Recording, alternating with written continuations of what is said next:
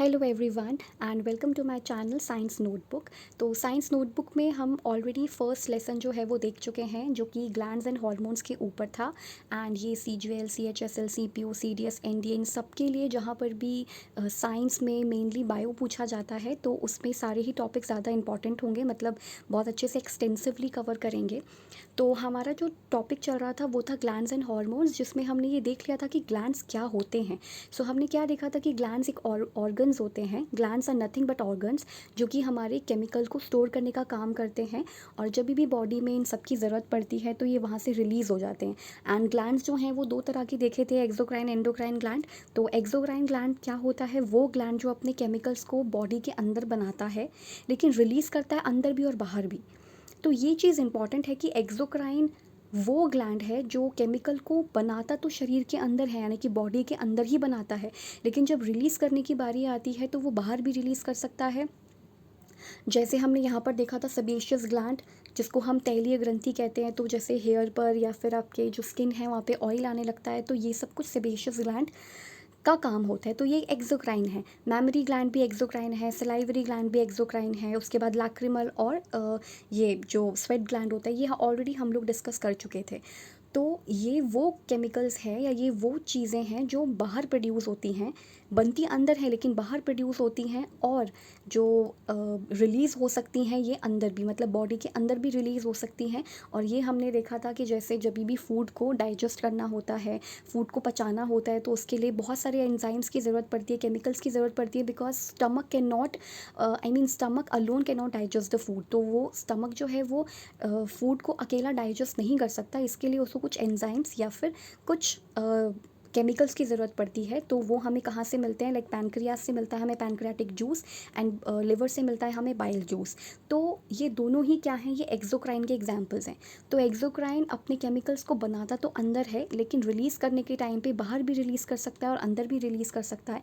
इसके अलावा जो एंडोक्राइन था, ये बनाता शरीर के अंदर है, बॉडी के अंदर बनता है, लेकिन रिलीज़ हमेशा अंदर ही होगा, राइट? ये अंदर ही हमेशा हार्मोन्स जो हैं वो रिलीज़ होते हैं। इसके अलावा हमने ये भी देखा था कि एक्सोक्राइन जो होता है वो ग्लैंड है जो जूसेस भी प्रोड्यूस कर सकता है, एंजाइम्स भी प्रोड्यूस करता है, एंड केमिकल्स प्रोड्यूस करता है कुछ, राइट? लेकिन ये जो है, जो एंडोक्राइन ग्लैंड है, वो हमेशा हार्मोन रिलीज़ करेगा। लाइक इंसुलिन हार्मोन देखेंगे कहाँ से बनता है, सेरोटोनिन हार्मोन। आज के इस टॉपिक में सेरोटोनिन और मेलाटोनिन के बारे में ही पढ़ना है। सो लिवर के बारे में भी हम जानते हैं कि it's a mix gland, pancreas भी मिक्स ग्लैंड है। लार्जेस्ट ग्लैंड कौन सा है? तो वो लिवर है, एंडो एक्सो दोनों में।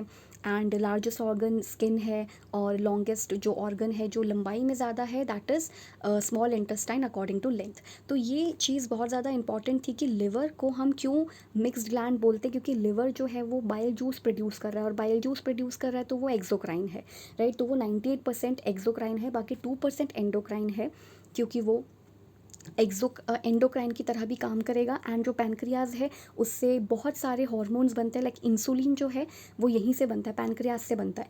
तो ये एक एंडोक्राइन है। बाकी ये पैनक्रियाटिक जूस भी बनाता है, जो कि बाहर जो कि पाइप के थ्रू प्रोड्यूस होता है, इसलिए वो एक्सोक्राइन भी कहलाएगा। So it's a mix gland.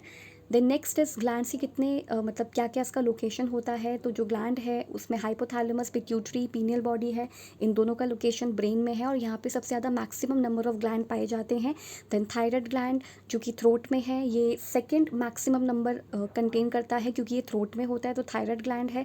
Parathyroid gland भी हमारे थ्रोट में होता है। देन थाइमस जो कि सर्कुलेटरी सिस्टम के पास है, यानी कि जो हार्ट के पास है, चेस्ट कैविटी के अंदर है, यानी कि जो छाती होती है उसके अंदर होता है। देन पैनक्रियास स्टमक के पास होता है। Adrenal gland above the both kidney, ये भी हम देख चुके थे। देन जो गोनाड्स होते हैं वो अलग अलग, मतलब जो फीमेल है उसमें फीमेल रिप्रोडक्टिव पार्ट है, और जो मेल्स है उसमें male reproductive part, testis and ovary. तो ये सभी चीज़ें हम लोग ऑलरेडी डिस्कस कर चुके थे ग्लैंड्स में। देन स्मॉलेस्ट ग्लैंड क्या है? Pineal body. ये हम जानते हैं क्योंकि ये राइस ग्रेन जैसा जितना साइज़ है, पिट्यूटरी का पी साइज़ है। एंड लार्जेस्ट एंडोक्राइन जो है वो थायराइड होता है, और जो मतलब लार्जेस्ट एंडोक्राइन है, सिर्फ एंडोक्राइन की बात हो रही है। अगर एंडो एक्सो दोनों होता तो फिर हम लोग लिवर की बात करते, लेकिन ये सिर्फ लार्जेस्ट एंडोक्राइन की बात हो रही है, तो thyroid will be the answer. Then exocrine जो कि स्मॉलेस्ट ग्लैंड की बात कर रहा है एक्सोक्राइन में, तो that will be lacrimal gland. Then उसके बाद जो आज का नया टॉपिक है वो है फंक्शन ऑफ एंडोक्राइन ग्लैंड, जिसमें हम पढ़ने वाले हैं पीनियल बॉडी के बारे में, क्योंकि पीनियल बॉडी जो है वो भी एक इम्पॉर्टेंट ग्लैंड है। So this is pineal body. Location we already know कि इसका लोकेशन कहाँ होता है, तो ब्रेन में इसका लोकेशन होता है।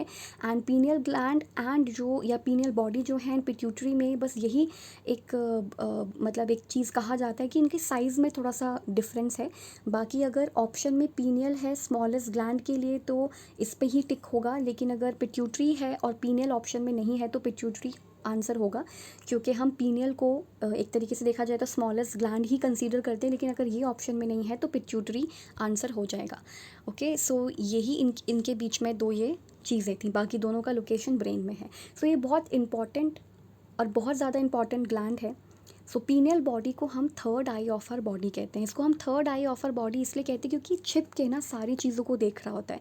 लाइक कभी कभी ऐसा होता है कि मान लो कि आप लोग बाहर हो, ठीक है, बाहर कहीं गए हो और आपको एक टाइम ऐसा आएगा कि आपको बहुत तेज़ भूख लगेगी और वो वही टाइम होगा जिसमें आप यूजुअली खाना खाते हो। तो कई बार ऐसा होता है कि बॉडी जो है वो ये पहचान जाती है कि किस समय ये इंसान जो है वो सोता है तो आपको उस टाइम नींद आने लग जाएगी, किस टाइम खाना खाता है तो उस टाइम भूख आने लग जाएगी या भूख लगने लग जाएगी। सो पीनियल बॉडी को हम एक तरह की सीसीटीवी कैमरा से हम लोग समझ सकते हैं कि सीसीटीवी कैमरा है जो छिप करके सारी चीज़ों को देख रहा है, इसलिए इसको हम third eye of our body कहते हैं। और यही है बायोलॉजिकल क्लॉक। बायोलॉजिकल क्लॉक का मतलब होता है जो जिसको हम कहते हैं ये हमारी जैविक धुन है, यानी कि बायोलॉजिकल क्लॉक है, क्योंकि बायोलॉजिकली हमें कब भूख लग रही है, कब हमें सोना चाहिए, ये सब समय बताता है, तो इसलिए इसको हम बायोलॉजिकल क्लॉक कहते हैं। और यही third eye of our body है। इसका साइंटिफिक नेम एपिफाइसिस होता है। ये इंपॉर्टेंट है, कई बार पूछा गया है तो। और इसके अलावा यहाँ से दो हॉर्मोन्स बनते हैं। कौन कौन से दो हॉर्मोन्स बनते हैं, तो यहाँ से बनता है मेलाटोनिन।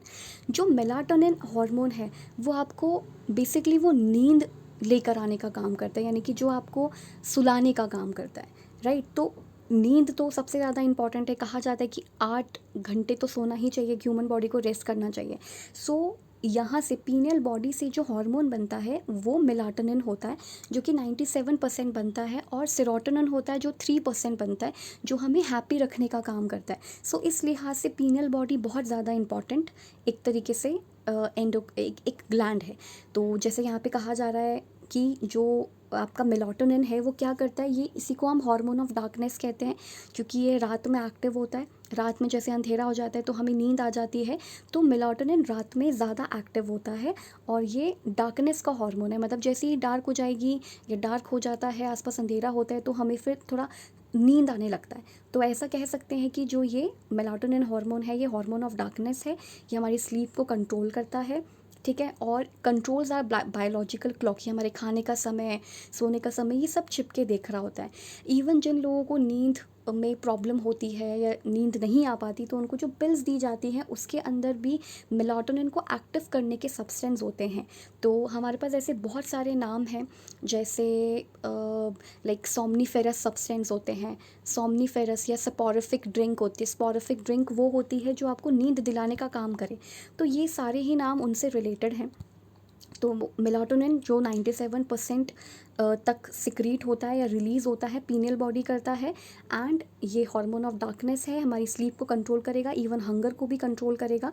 और स्लीपिंग पिल्स जो हैं वो हमेशा एक्टिव करती है मेलाटोनिन, सो दैट हमें नींद आ जाए। और 21 डे रूल, ये 21 डेज़ रूल का मतलब होता है कि कोई भी हैबिट फॉर्मेशन के लिए कहा जाता है कि आप कोई भी चीज़ अगर आप 20 डेज़ के लिए, 21 डेज़ के लिए कर लेते हैं तो फिर वो हमारी हैबिट बन जाती है। तो उसी चीज़ के बारे में बात हो रही है यहाँ पे। तो मेलाटोनिन ही वो हैबिट फॉर्मेशन करता है। स्लीपिंग पिल्स में भी मेलाटोनिन होता है, हमें सोने में हेल्प करता है। हार्मोन ऑफ डार्कनेस है ये। इसको हम हार्मोन ऑफ डार्कनेस भी कह देते हैं, क्योंकि हार्मोन ऑफ डार्कनेस इसलिए क्योंकि रात में ज़्यादा एक्टिव रहता है या डार्क में ज़्यादा एक्टिव होता है। अब यहाँ से सबसे इम्पॉर्टेंट चीज़ ये है कि सिर्फ ग्लैंड और उसका जो फंक्शन है वो ही नहीं, सिर्फ ये भी पढ़ना है कि मान लीजिए अगर 97% जो हमारा ये मेलाटोनिन है ये ना निकले तो क्या होगा। तो ऐसे में अगर इसका हाइपो सिक्रीशन हो जाए, हाइपो का मतलब होता है कम, यानी कि ये कम निकले। अगर ये जो मेलाटोनिन हार्मोन है ये कम सिक्रीट हो तो इससे इंसोम्निया हो जाएगा, यानी कि नींद नहीं आएगी बिल्कुल भी। एंड अगर ज़्यादा निकलने लग जाए तो फिर बहुत ज़्यादा नींद आएगी, और अगर आपकी नींद पूरी नहीं हुई तो आपको इरिटेशन होगी और आपकी जो बॉडी होगी वो एबनॉर्मल वर्क करेगी। तो यही चीज़ है कि हाइपर सिक्रीशन मतलब जब ज़्यादा निकलने लगे, मतलब अपने यूजुअल या नॉर्मल अमाउंट से ज़्यादा कोई भी चीज़ हो तो वो अच्छी नहीं है, एक्सेस तो बिल्कुल भी अच्छा नहीं है। उसके बाद हमने देखा था कि जो ये एंडोक्राइन ग्लैंड में जो ये पीनियल बॉडी है, ये मेलाटोनिन के साथ साथ सेरोटोनिन भी रिलीज़ करता है, और ये जो सेरोटोनिन हार्मोन होता है इसे हम फील गुड हार्मोन कहते हैं, यानी कि हमें अच्छा फील करने में हेल्प करता है। सो यहाँ लिखा है serotonin is the key hormone that stabilises our mood, हमारे मूड को ठीक करता है, feeling of well being, happiness देता है। This hormone impacts your entire body, ये हमारे एंटायर बॉडी को एक तरीके से इम्पैक्ट करता है। It enables brain cells and other nervous system cell to communicate with each other. Serotonin also helps with sleeping, क्योंकि ये पीनियल बॉडी से निकल रहा है। मेलाटोनिन तो स्लीपिंग के लिए है ही, और ये बाकी चीज़ें भी देखता है, खाने पीने का समय एंड एवरीथिंग, बट सेरोटोनिन भी कहीं ना कहीं स्लीपिंग, ईटिंग एंड डाइजेशन को देखता है। इसके अलावा सेरोटोनिन है, ऐसे बहुत सारे हार्मोन्स हैं या ऐसे बहुत सारे केमिकल्स हैं और जो हमारे बॉडी में सिक्रीट होते हैं, रिलीज़ होते हैं, और जिनसे कि हमें खुशी का एहसास होता है। लाइक सेरोटोनिन है, डोपामाइन है, ऑक्सीटोसिन है, एंडोफिन्स है, आर फेमसली हैप्पी हार्मोन्स, इनको हम हैप्पी हार्मोन्स कहते हैं। तो अगर क्वेश्चन आ जाए कि which of the following is a happy hormone, तो सेरोटोनिन आंसर होगा, तो आप उस पर टिक कर देंगे। डोपामाइन है तो उस पर टिक कर देंगे। मतलब ये सारे एक साथ नहीं आएंगे, कोई एक आ सकता है। दैट प्रमोट्स पॉजिटिव फीलिंग, ये पॉजिटिव फीलिंग लेकर आता है, like pleasure, happiness, even love. तो ये हॉर्मोन्स बहुत इंपॉर्टेंट होते हैं, ये हार्ट रेट को, डाइजेशन को, but also mood and feeling को भी देखते हैं, मतलब उन सब चीज़ों में ये इन्वॉल्व होते हैं। सो this is the picture of pineal body. ये पीनियल ग्लैंड या पीनियल बॉडी है, और ये पिट्यूटरी है। तो सबसे ज़्यादा स्मॉलेस्ट ग्लैंड पीनियल ग्लैंड ही होगा, और अगर ऑप्शन में पीनियल नहीं है तो मैं बार बार बोल रही हूँ कि जो पिट्यूटरी है वो ही आंसर होगा। ऑल राइट, सो यही आज का जो टॉपिक था यही था, एंड आप अपने हिसाब से ये सारी चीज़ें कर सकते हैं। And keep learning and keep discerning, keep find out important things. Like कुछ भी अगर आप सुनते हैं, पढ़ते हैं, आपको नहीं समझ आता, जैसे कि आज मैंने 2 वर्ड्स बोले थे, लाइक स्पोरिफिक ड्रिंक, स्पोरिफिक ड्रिंक एक तरीके से कह सकते हो आप, या फिर हम कह सकते हैं कि जो जैसे सोमनीफेरस सब्सटेंसेस हो गए जो नींद दिलाने का काम करे। तो ये कुछ इंपॉर्टेंट रूट वर्ड्स हैं जो भी हम करेंगे। सो ये कुछ वर्ड्स हैं जो बहुत ज़्यादा इंपॉर्टेंट हैं, और इनसे आगे बहुत सारी चीज़ें बन सकती हैं, क्योंकि एक तरीके से देखा जाए तो अगर मैं बात करूँ सॉम की बात करूँ, अगर मैं SOMN की मैं बात करूँ, तो this is the root word for sleep, right, कि स्लीपिंग के लिए रूट वर्ड है। तो सॉम जो वर्ड होता है, सोमनाम्बुलिज्म, जैसे हमने सुना होगा, बहुत बार आता है सोमनाम्बुलिज्म, मतलब जो वॉक करे सोते समय, यानी कि सोते समय जिनको चलने की बीमारी हो। एंड सोमनीलोक्विस्ट, मतलब जो सोते समय बोलने लगे। तो ये कुछ वर्ड्स हैं, तो ये कुछ की वर्ड्स होते हैं जो इंपॉर्टेंट है, इनको हम रूट वर्ड्स कहते हैं। तो यही था, सोमनीलोक्विस्ट हो गया जो सोते समय बोले, सोमनाम्बुलिज्म होता है जो मतलब सोते समय वॉक करने के लिए लग जाए। तो वही चीज़ है, ये वर्ड जो है वो SOMN यानी कि सोने से रिलेटेड हैं। तो ये वही चीज़ें हैं, यहाँ पर भी हम वही पढ़ रहे थे कि सोने से जो रिलेटेड चीज़ें हैं वो हमें मेलाटोनिन से मिलेगा। मतलब मेलाटोनिन जो है वो स्लीपिंग को इंड्यूस करता है, यानी कि हार्मोन ऑफ डार्कनेस, यानी कि सुलाता है। तो जिसको भी नींद नहीं आती है या फिर जिसके भी बॉडी में कम सिक्रेट होता है, उसे इंसोम्निया हो जाता है, तो हमें उसको ये वाली जो टैबलेट्स है वो देनी चाहिए। लाइक जो सोमनीफेरस सब्सटेंस होते हैं, ये अगर मिलते हैं तो इन्हें इंड्यूस हो जाती है, स्लीप इंड्यूस होती है, यानी कि स्लीप हो जाती है, मतलब ये जो नींद है वो आ जाती है। सो आज के लिए बस यही चीज़ें थी। So keep learning and keep discerning.